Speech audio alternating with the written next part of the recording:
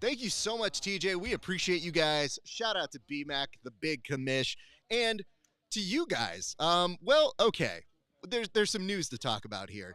I don't know if you were just watching the PGF, but there was a lot of nerve-wracking action, specifically joint breaks in the lower body region. For example, this took place today. Now, listen, this looks like a very nice and normal leg lock, but it made several pops here, and it made the audience slightly groan. But what's interesting about that photo is, if you zoom it in, it actually tells a few more stories. First, Abe the Mountain looking at it and going, ugh. And then a female looking over and saying, I don't know. Meanwhile, these guys are deep in thought as that is happening in the background, and even more still, our own ref, PJ, kind of mystified as to what's going on. We're mystified about it too, but we got this and much more to talk about. You're watching the PGF Post Show.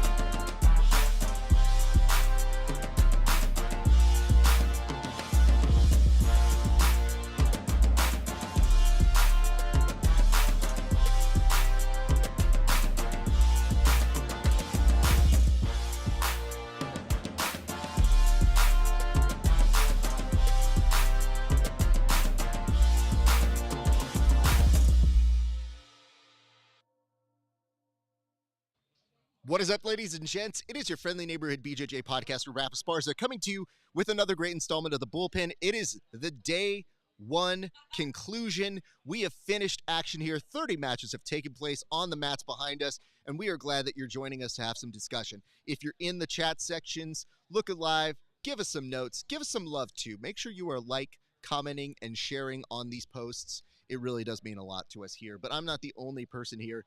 I've brought two great analysts and friends, better analysts than friends, honestly, if we're really kind of figuring out which one's which. We'll go first to one, Tim Freeman. Tim, how are you doing, sir? I'm doing pretty good, but my knees are sore just from watching the action tonight. I feel like I need to go to my ortho and get checked out, maybe get fitted for some braces here, man. It's a very, very smart idea in this time. But speaking of which, we're going over to an athlete here who I'm sure watched it with a little bit of vested interest. One, Kevin Sherrill. Kevin, what make you of day one of action, sir? Yeah, it's good to see my legacy is still alive and Davis is following in my footsteps, taking breaks and then continuing to compete with the double ankle wraps. Not the way I would have done it, but unfortunately is the way I did do it. It is the way you did do it? Yeah. Okay. Listen, man, it's not by choice. Listen, guys, there's a lot to talk about here, so we're now going to go to our topic boards. We have a few that we want to bring to your attention, and then we'll get to some interviews. We have some folks lined up who you saw compete on the mats today. But first and foremost, our first topic is as such. Them's the breaks. Ladies and gents, I don't know if you were watching today, but if you were anybody here in this live audience, you were concerned for everybody's knee line. I talked to a lot of different athletes, and even they were kind of astounded at how some knees stayed intact and other legs seem held together by glue stick. I'll first ask you, Tim, what make you of all the leg attacks that we were seeing here today? There were a lot, and they were pretty gnarly. Sometimes you hear something and you go like, was that a pop? Did you hear that? Oh, no, that was the mat, or that was somebody closing a door. Not with Davis Asari and Ryan Aiken. When you heard the pop, everyone in the building reached down and grabbed their knee, checked their ankle, made sure they could walk around, did a little shakeout. They're like, okay, I'm okay. There were some serious breaks out there. We also saw Abraham the Mountain come in off the bench and take Andre Porfidio out pretty quickly, too, if I remember correctly. Pretty serious leg attacks. We didn't see too much back action, but we did see guys shoot for the legs with devastating consequences tonight. Very much so. We'll go to you, Kevin. What were your thoughts on some of the leg lock action here tonight? Yeah, there were periods of time after seeing those two initial breaks where 30 seconds of double shootouts and other matches would go by and you're just not breathing for a little bit. You're just holding your breath, waiting to hear the pop. Unfortunately, two athletes did take some damage. Fortunately, neither of them has a passion for dancing, so I think we're okay. I mean, Abe himself does love dancing. I don't know if you caught that bit, though. Protect that man. Protect him indeed. But there are moments, I don't know if you guys saw me over on the side, where I would watch the leg attacks happen and go, blip, blip, Yeah. blip, blip. So I've mostly been keeping from vomiting, but that's only day one. Gentlemen, why don't we go to our second topic here? This is a second topic that I think we need to address in this particular way.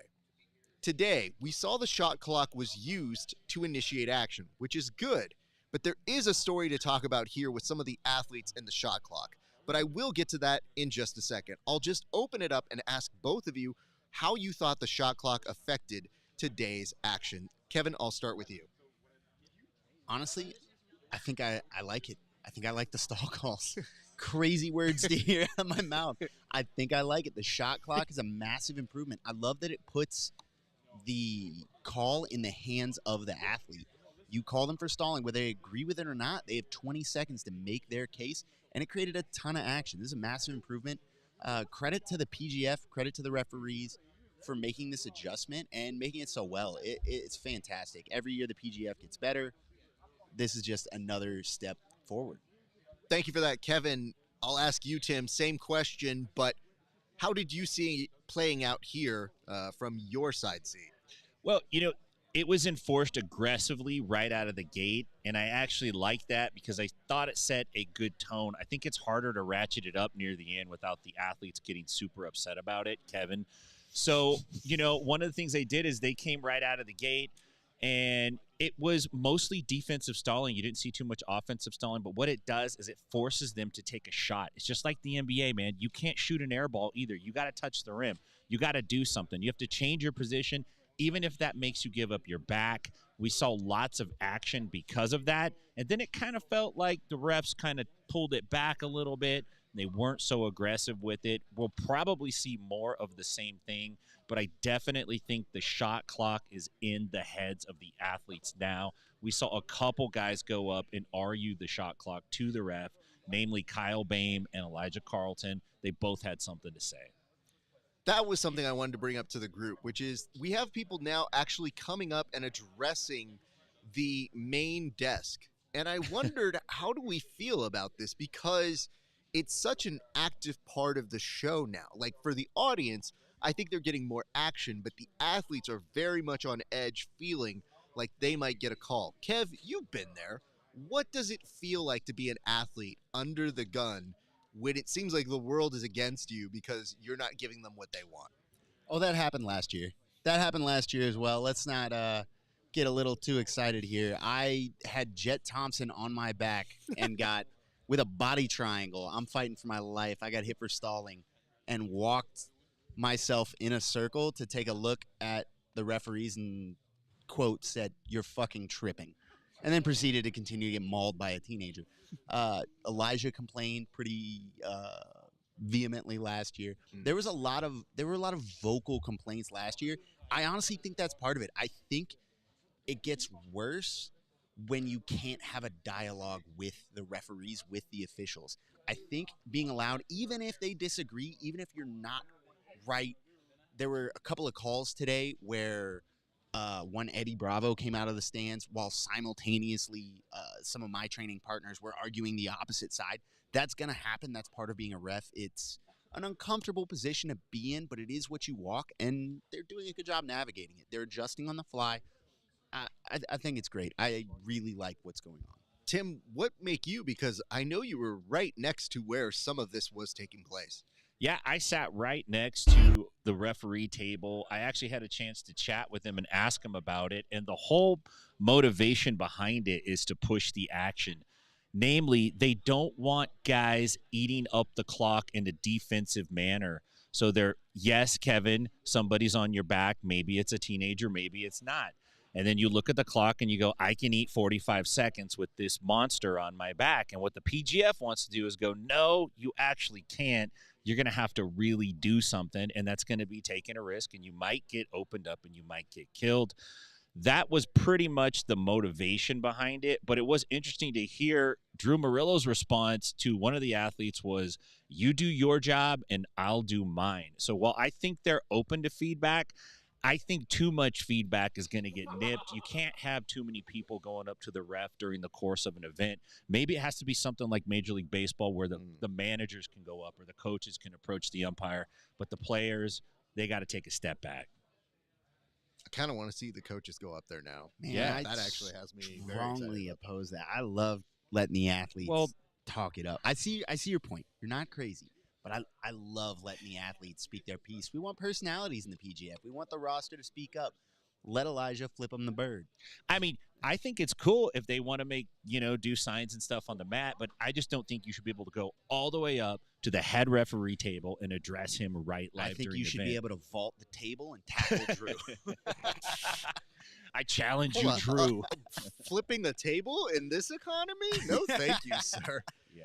Gentlemen, we'll go ahead and get off of that topic. We have one last topic before we get to our guests. And I thought that this is an interesting thing. For those of you who have never experienced this before, maybe this is your first time doing a PGF, let's walk you through this. Maybe you thought there would be 100 points on the board. That's just not what happens. What you saw was a regular day one of action, but not without a ton of important moments. Not only important, but I argue ones with heavy implications. I'm going to go to each of you to kind of preview what it is that you saw in terms of today's action. I start with you, Tim Freeman.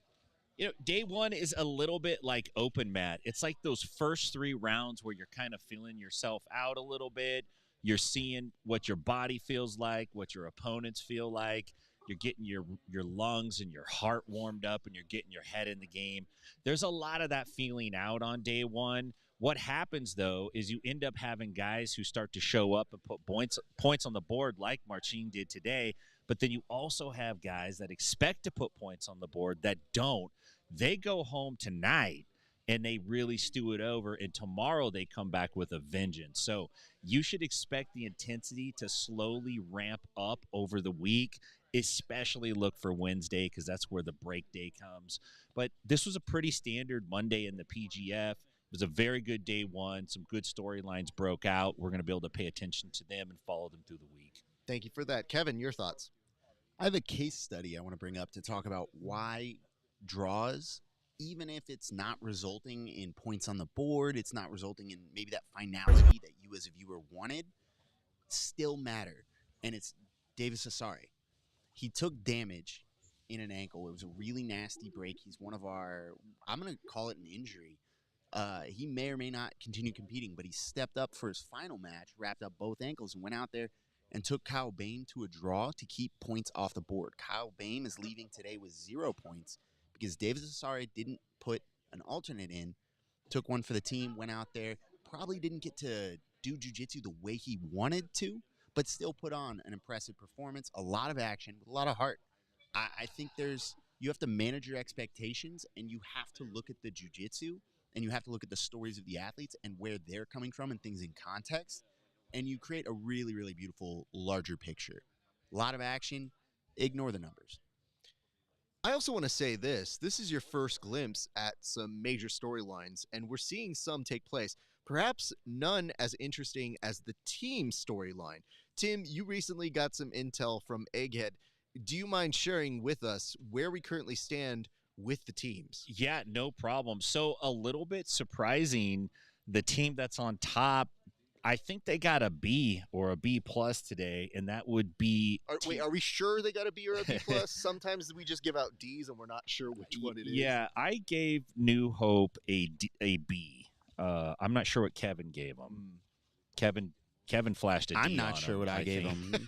Kevin flashed a D on him, and we had to tell him to put I don't that think away. Well, can first say of all, that. you can't flash a D on anybody like You that. can't This just is throw out fine. that phrase, This is man. Kevin a we're talking about, This is a guys. family show. You can't just be talking about Yup. flash. The team that we had originally kind of thought was maybe on the lower side of the scoring poll here is Intrana, and they ended up with 9 points in second place, following New Hope's 12. Constellation pulled up with a 7, and we weren't expecting a ton from them today. And First Form pulled up with a 7, which I think for them might be disappointing. I think maybe they were coming into this expecting to leave day one with a big lead on the board, but still anybody's game. And I think this is kind of a good sign for Constellation and Intrana that they're in the game. If they could manage to do this next 3 days, they have a real shot at taking home that team prize. Thank you for that update, Tim.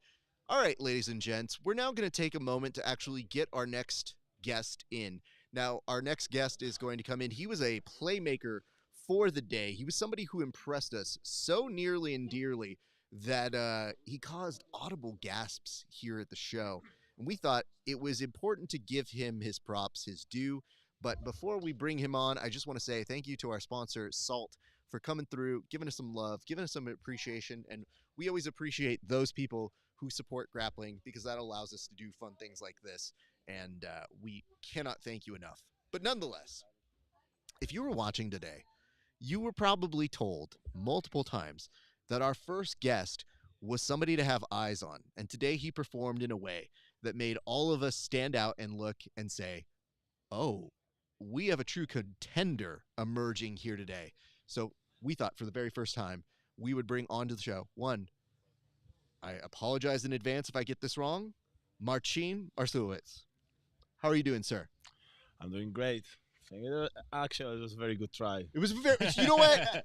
You would be surprised how many names I screw up in English. So I take that very well. How do you say it, sir? Marcin Maciulewicz. No, see, no. That's too fast. That's a very nice pronunciation. It's very beautiful, your accent. I don't have that. Okay, cool. Okay, but let's talk about today. Sir, how did it feel to be out there today, and what was your favorite moment from your side of the action today, sir? I think the favorite moment would be the first finish, which was the Z-lock. So it was my plan to go from top, chase the leg locks, make him tired a bit. Not came out that much exactly, but like getting the momentum. You know, Andre is a very big name. I was like looking up to face him, so getting up that quickly was a big moment for me. Facing Paul was also like in my mind because I was looking up to him when he was winning the trials. And also like the third match, which was my plan to pull guard, just chase leg locks. Like, I mean, in general, I'm very happy to be here to show myself across the ocean. You know, I'm already like do some mess in Europe, and it's time to perform here. So to summarize, your favorite part was everything. Okay. Just wanted to make sure we were getting that correct. Yeah. You know, I was so impressed by your Z-lock. Okay. And then I was also scared of it. Yeah. What was the noise that you heard and what were you thinking? Because there was a transition. You were kind of like there was some spinning. There was a couch that seemed like it was part of the action as well. But to me, without the couch, you had that very firmly in place. So walk us through that finish if you wouldn't mind, sir.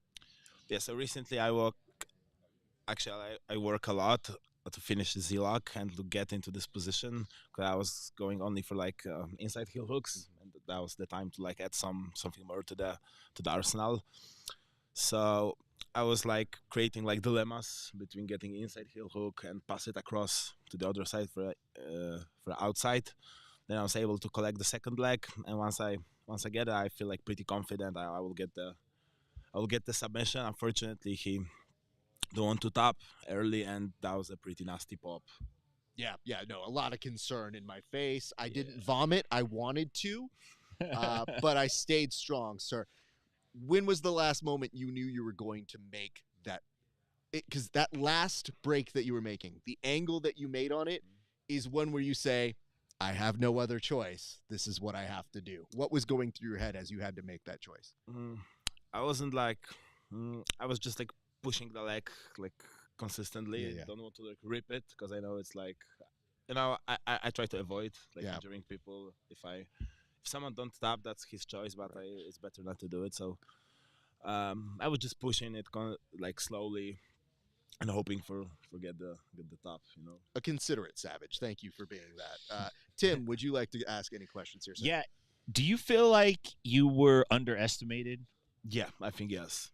I may sound like a broken record, like again and again and again, but I'm here to make a statement. I'm here to prove all of you wrong if you don't believe in me, and I'm here to say that European and Polish jiu-jitsu in general is very fucking good. We are tough guys. We have our own stars, and we coming for you. I believe you. I believe Well, you. first of all, no, hold on. Personally. Yes. Can you make it very specific? You're not coming for anybody at this table. Nah. Okay, great. Kevin will sacrifice, but Tim and I think we're out of your age and weight category. Tim, one thing that we were talking about off air was just how you emerged as this front runner today. So even though you were maybe undervalued or underestimated, right now you look at the top side of today's action. Now, what does it feel like to go from being underestimated to really one of the top performers? Bro, it feels awesome. It feels like I get the point, and I just want to keep the momentum going. I'm not gonna stop by today. I'm going here tomorrow, do the same shit, and day after tomorrow again and again until I get to fucking playoffs and win it. That's the goal. Kevin. Yeah, have you considered going for as someone who's on my fantasy team? Have you considered maybe going for strangles? Is that in your arsenal? I just need to know what to expect. Yeah, there's also I just want to say I'm not one trick pony, but if they give me the legs, I'll just take the legs. Yeah, I mean you're very good at it. So maybe it's a winning strategy. Clearly, I've seen you. We call it here an inside spin. Yep. That entry into the leg. The same thing you go with. Is that Wh- what you guys? Which one actually? So when you're entering the leg from the top, you have an inside leg. Inside spin. Okay. Yeah, we call it that's inside one. spin. And you're entering there.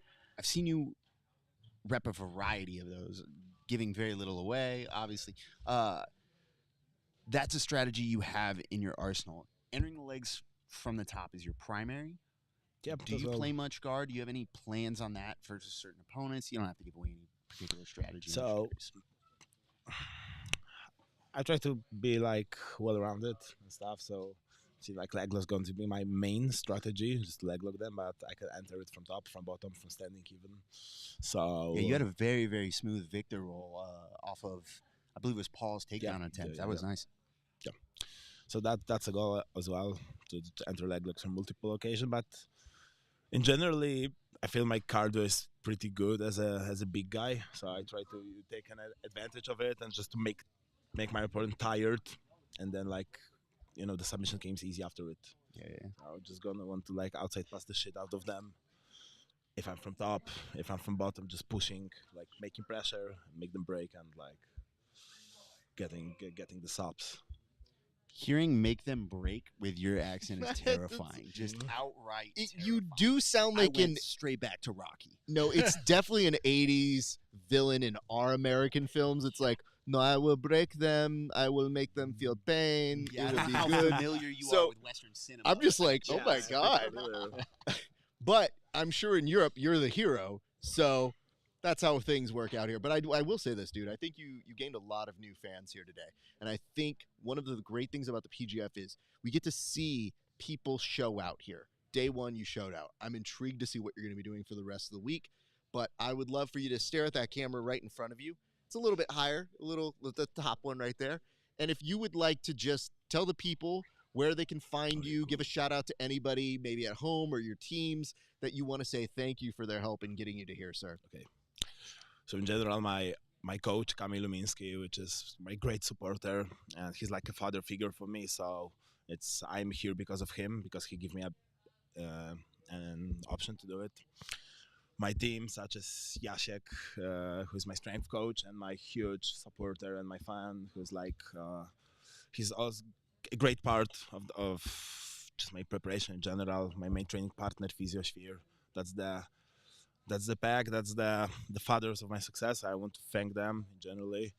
I wish I get more seminars here. So if you're down, I'm down to just invite me in. Wait, who's not trying to get that seminar right now? Just keep breaking legs, dude. That's the way. I was like, you know what? I think if anything, even if you're still scared of this man, I think you want to learn how to protect yourself. Because Bro. at this point, that's a very dangerous weaponry that you have, sir. So let's just say this. There's a good possibility we may be talking to you again later this week.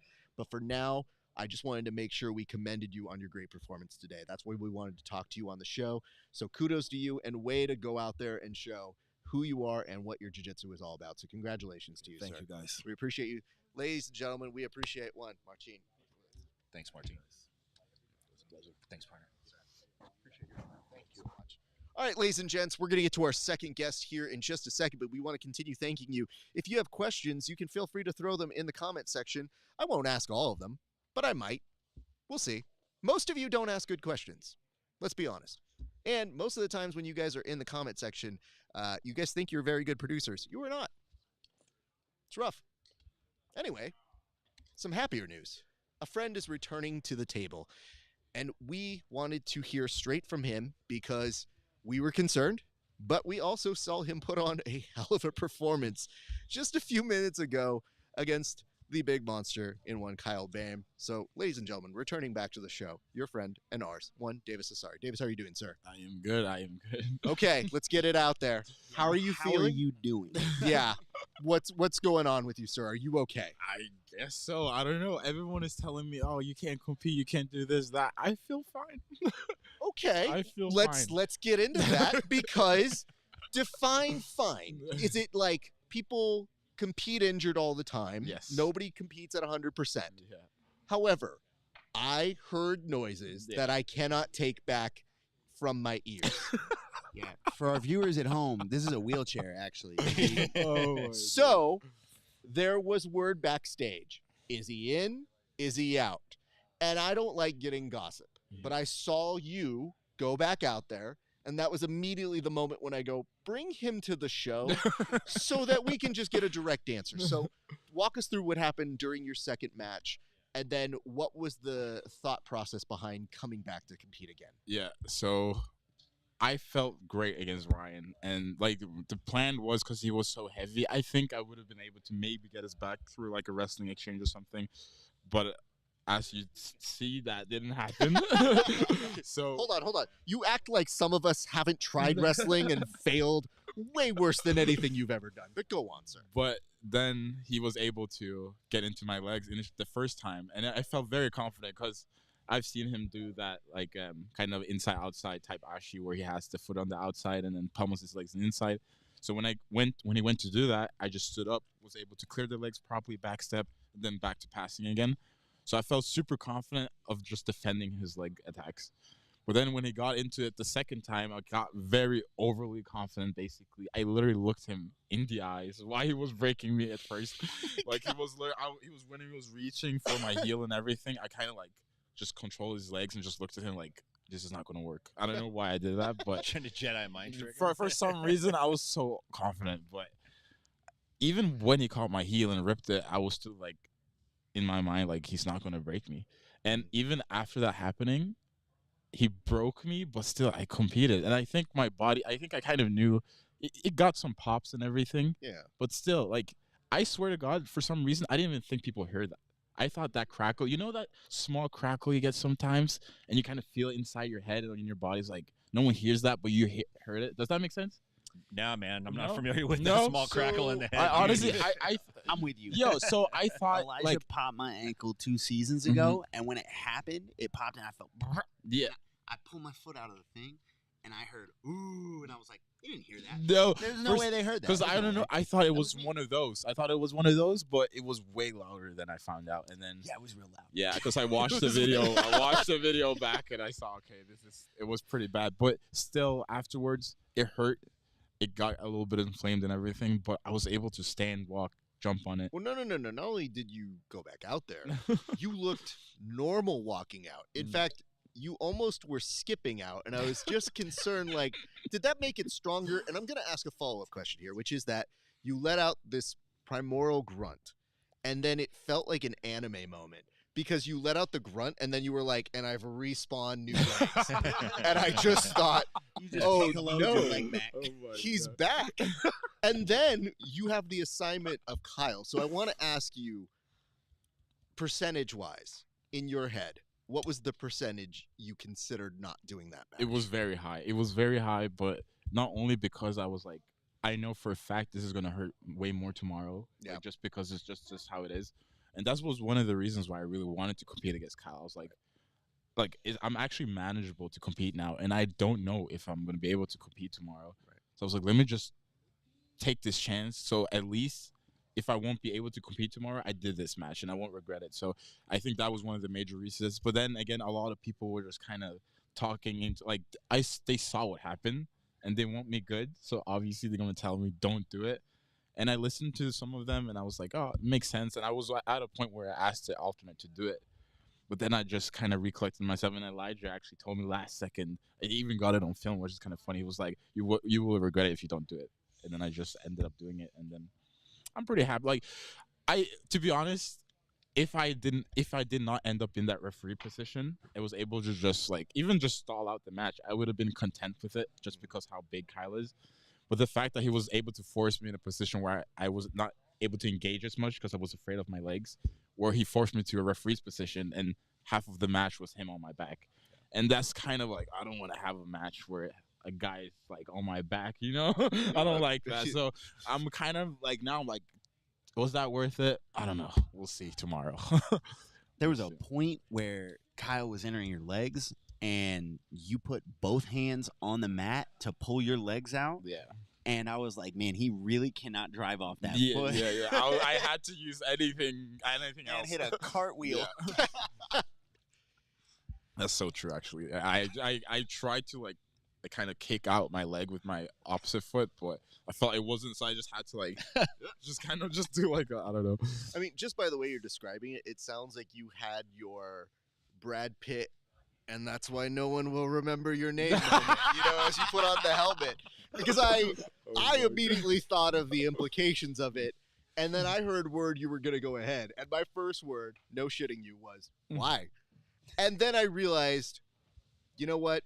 He wants to go out on his terms. Yeah. And in hindsight, you helped in a major way with your team. Thank you. You getting that block showed you were a team player as well as an individual player who wants to game out there. So truly, mad respect to you, Thank sir. you so much. It's hard to see that in the moment, and a lot of the times when I see that on the outside, I'm thinking, well, we like you, and we want to make sure you're good. Yeah, so I understand it. It's the concern, but at the same point, you're a grown adult, and you're going to make your choice. I truly believe that me doing this again, it may kind of gave me a new perspective of how this was my worst day. On paper, this was my hardest day, even though all of my matches tomorrow and then after that it's going to be hard as well.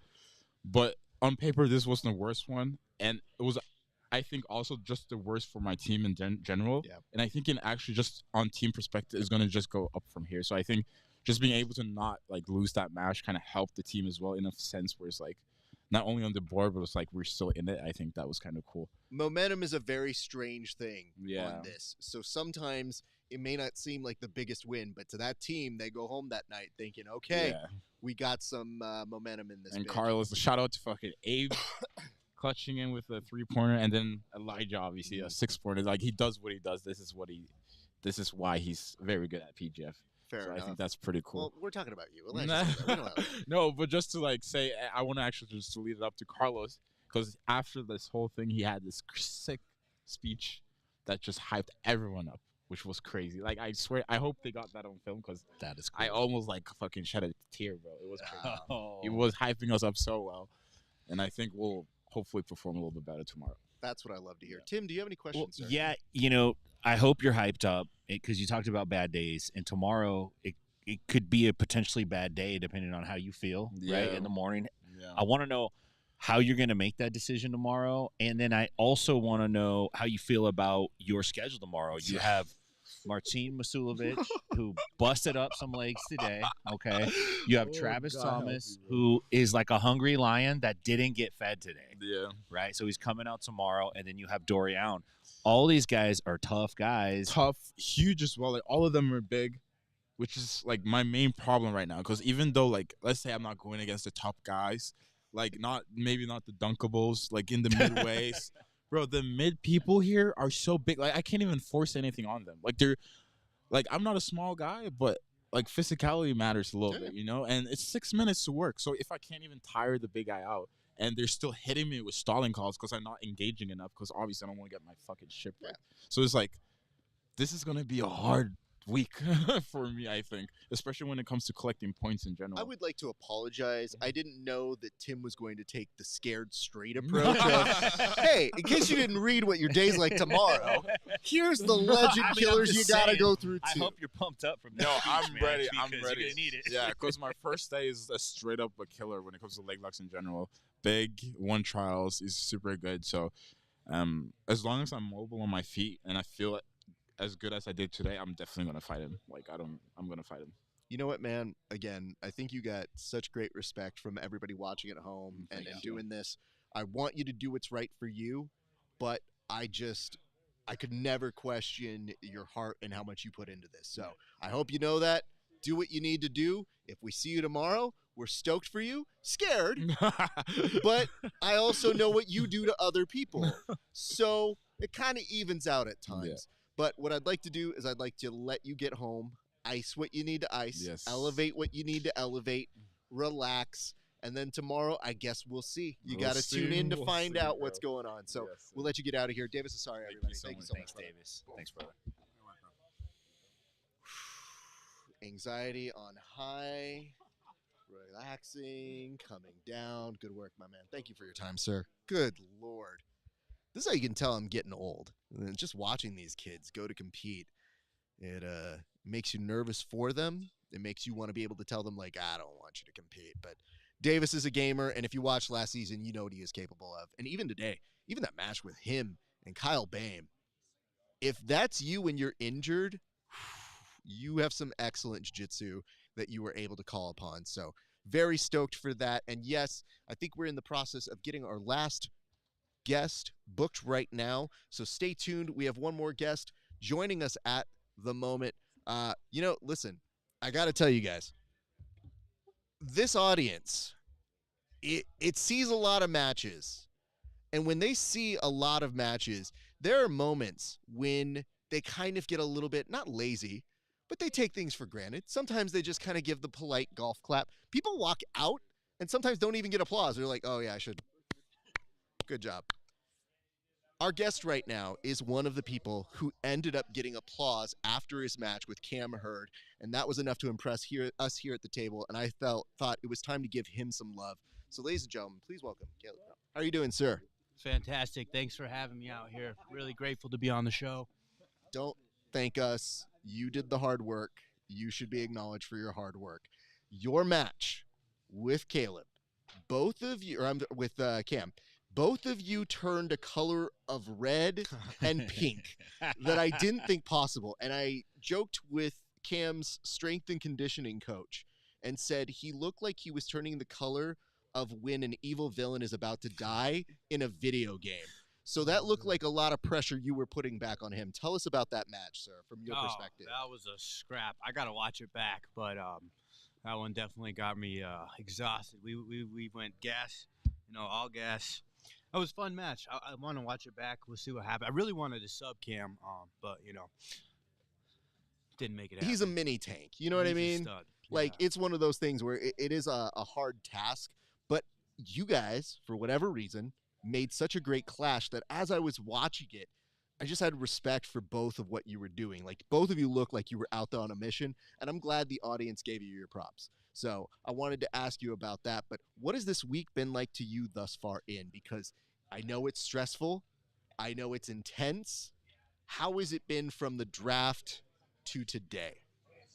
Well, it was hard not to take it personally that I literally got skipped over in the draft, and they were like, let's just put him to the back of the line again. So I kind of had a chip on my shoulder coming into the today, and I really wanted to show that I'm not the last guy.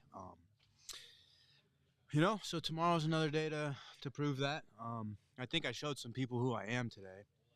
You know what's weird is sometimes the loudest voice is, I'm sure, the one that you hear in your head when you're like, no, I want this. I haven't gotten it yet. But what's nice is when you're us, we see things that you don't. So when I see your second match, I was like, there's the respect that man deserves, because people forget that. You become numbers, you become statistics, but you're goddamn human. So you're going out there and trying to put on a show. It's not like you're sitting there being like, oh, well, suck at jiu-jitsu, fun to discover. It's like, no, everybody here's pretty good at what they do. Absolutely. What was the appeal of coming to do this season? Because it is an intense season. You clearly have people who are good to be around. But for you, when you got that call and you were told to come do this, what did that feel like for you? Phenomenal. And also, like, it shows that I'm doing, like, a lot of the right things, kind of manifested it. As soon as I saw they're doing a tournament for $100,000, I was like, I'm in. I saw they're doing a tournament for $1 million. I want to manifest that too. Yeah, I mean, I want to. I'm a full-time martial artist, and I want to be making like good money, not like a broke martial artist. Listen, you're preaching to the choir here. I know that a lot of times martial artists who compete as athletes are like, man, I don't make money. And I was like, how much do you think the media makes? I don't know if you've gotten the memo on that, sir.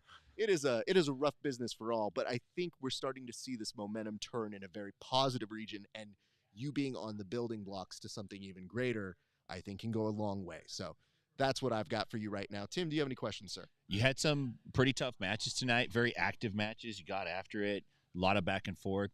How do you go home tonight and recover and get prepared for tomorrow? I'll just kind of shake it off, I'm gonna You watch. just shake it off. Yeah, I'm gonna watch. I'm gonna watch my matches, see what mistakes I made, what I could have done better. Scout out who I'm gonna compete against tomorrow, and then tomorrow wake up. I'm gonna do like a cold plunge, sauna, and just like I said, shake it off and just bring that same chip on my shoulder into my matches tomorrow. Like I'm on a mission all week, not just Monday. I'm showing up every day. Kevin. Yeah, I don't. I'm gonna end this with a question, but first, I think it's important I do this because It's hard for an athlete to tell people how rough they've had it without sounding like they're whining. So I'm gonna do it for you. You were the one alternate last year that didn't get an opportunity to get on the mat and show that you belonged. You didn't get paid that season because you were an alternate. You didn't get on the mat. You didn't get paid. Your only opportunity would have been there. You got in the chat. We were all afterwards saying, hey, man, I would have loved to make a little bit of money. I would have loved to get a chance to compete. You didn't get a chance in the finale to compete. We tried to get you paid. Rough shot. Come into this season, you have to see all the rankings weren't giving you a lot of credit. Again, it is a stacked roster, but it's got to be rough seeing like, man, time after time, I'm not where I believe I should be. And then you come in, you get walked. And you're the only athlete that got walked, and everybody is talking about it. They pick up Abe. He's sitting right behind you, chomping at the bit to get your spot. And then you put on a performance today that showed people you absolutely belong here. You can put on a show. You're exciting. You've got heart. You've got grit. You absolutely belong here. So I want to give you all the credit in the world for that, man.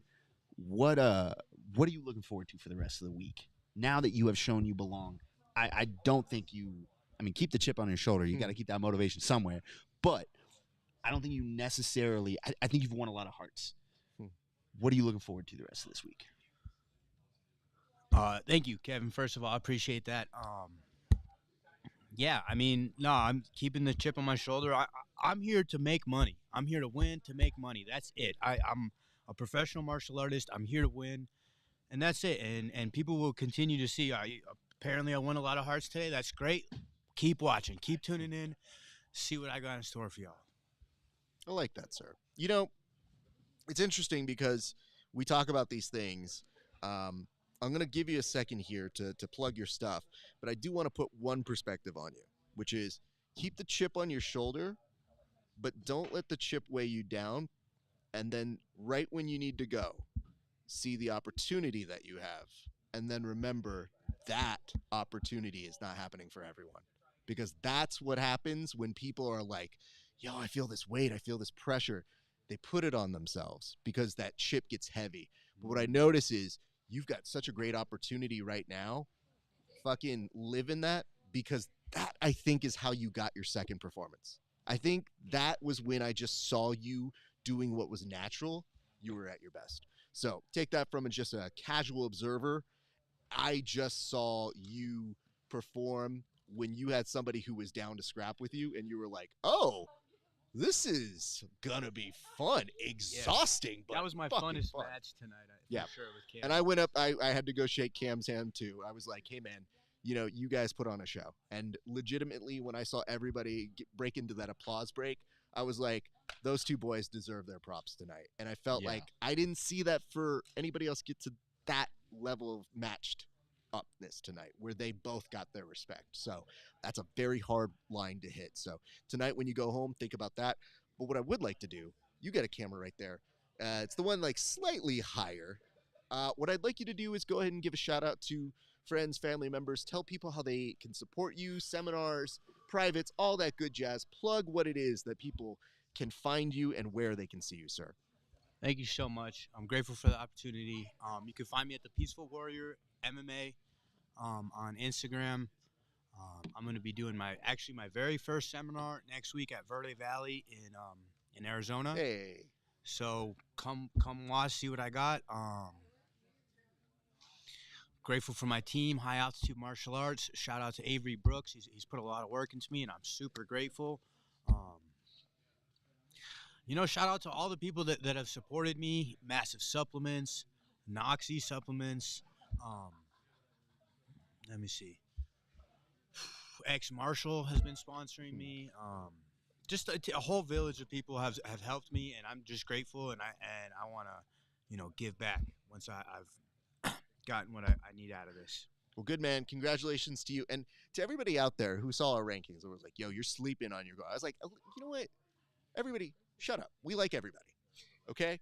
But he's here. We're going to give him his time. And guess what? The best way to beat the rankings is to just perform. And today we saw him do one of those first big steps for it. I look forward to seeing what else you got here for the rest of the week, sir. But congratulations to you. And I look forward to seeing you on the mats, my man. Thank you very much. Appreciate Quite an honor. Nice work, man.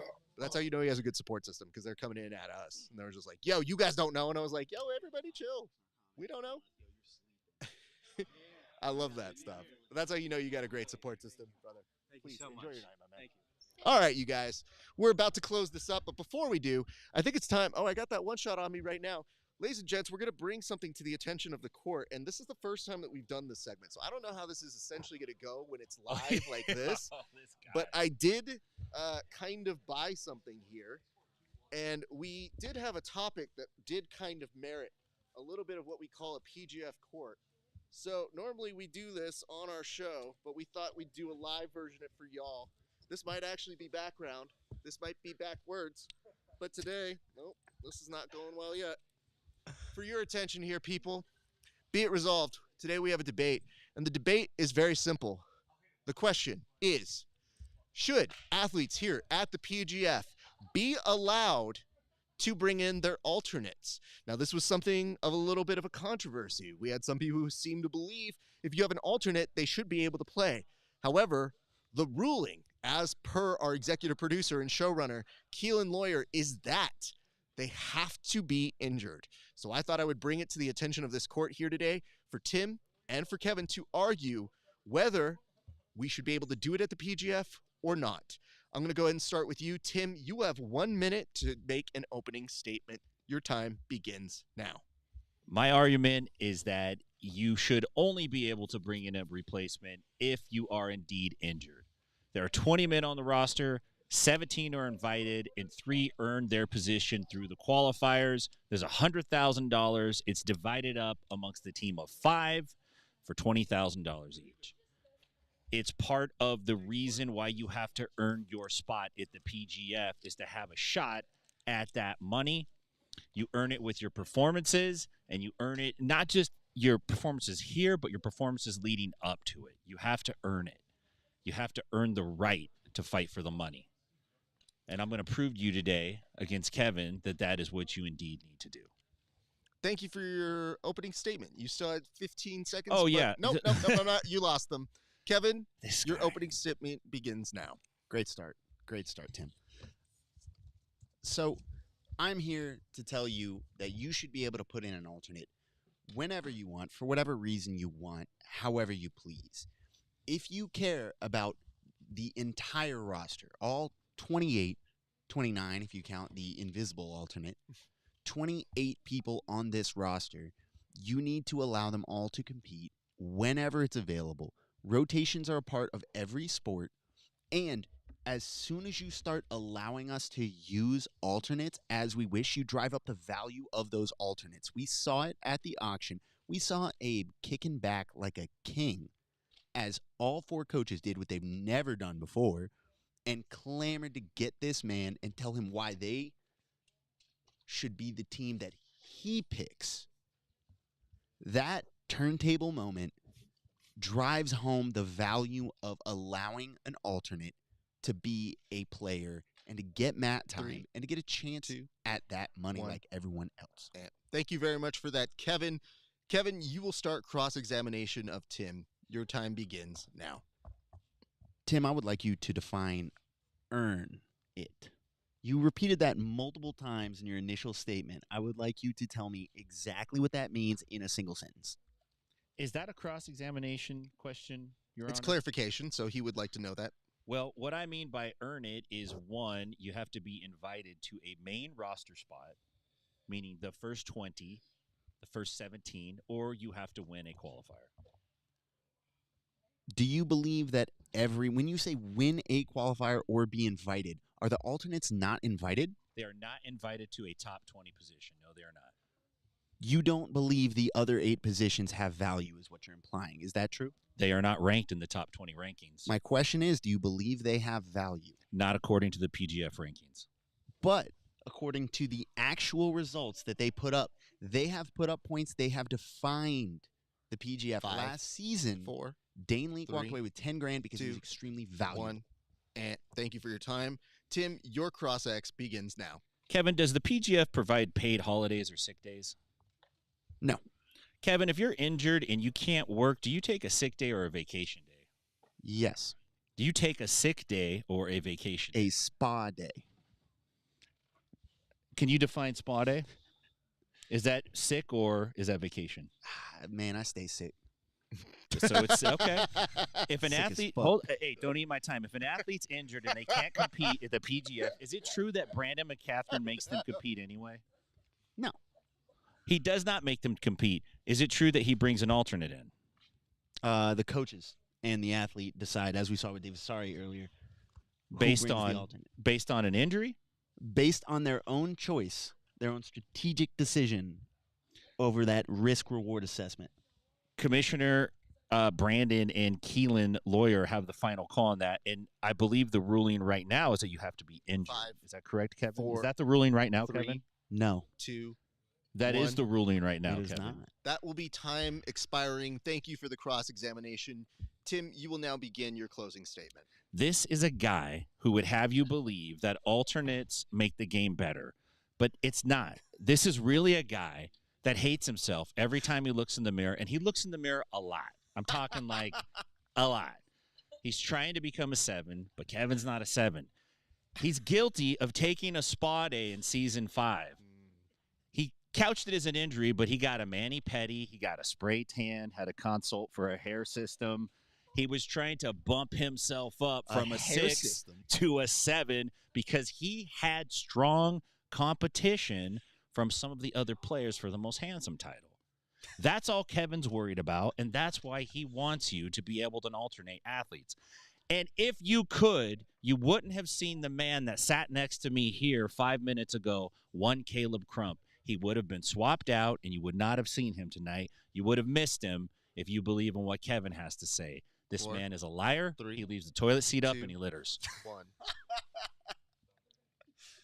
I'm going to strike the last part of that. I don't find that to be relevant to the case. Nonetheless, I will give Kevin 1 minute and 5 seconds to take away from the time from Tim. Thank you. Your Honor, I would also like the hair system to be struck. This is all natural. I saw how your hair looked yesterday. It is anything but natural. Go on, counselor. And obscene. This court is a mockery. I'm so upset. I will reduce more time. All right. Every sport, every major sport has alternates. They have substitutes. They allow you to play a strategic game. You want a variety of skill sets. You want a 6th man. You want a Jamal Crawford that can come in and give you points based on certain matchups. I would argue that you give more value to more athletes, which ultimately is the name of the game. It's what we're trying to do here. We're trying to uplift as many as possible, not crowd it all in some arbitrary system that dictates whether you're injured enough or whether a spa day is a real injury. It leaves it in the hands of the athletes, the coaches, and the people who are actually playing for the money, the people who are actually putting it on the line, not outside observers or 5, spectators, 4, but the people 3, who have 2, the shot. 1. Gentlemen, thank you both for your argumentations. I'll just very quickly address both of your points. Tim, you attacking the spa day of Kevin Sherrill is cunning, uncouth, and perhaps unprofessional. Thus, it was your best argument. Kevin, you looking at Tim and trying not to re-argue the fact that he said, hey, this ruling affected Caleb Crump. That works two ways if you think about it. Unfortunately, Tim put that at the end of his argumentation, perhaps still realizing that Caleb was just in that seat next to him only 9 minutes ago. Gentlemen, this is going to be a divisive issue, and I understand that my ruling will have long-standing effects. But I will argue in favor today of Kevin Sherrill for this particular reason.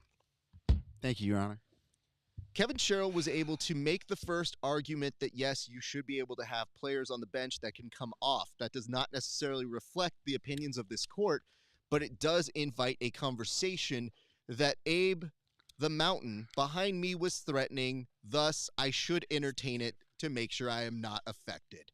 This will be something that I believe will be debated by our PGF brethren and our overlords here. Tim, What's would you that? like my hair system guy?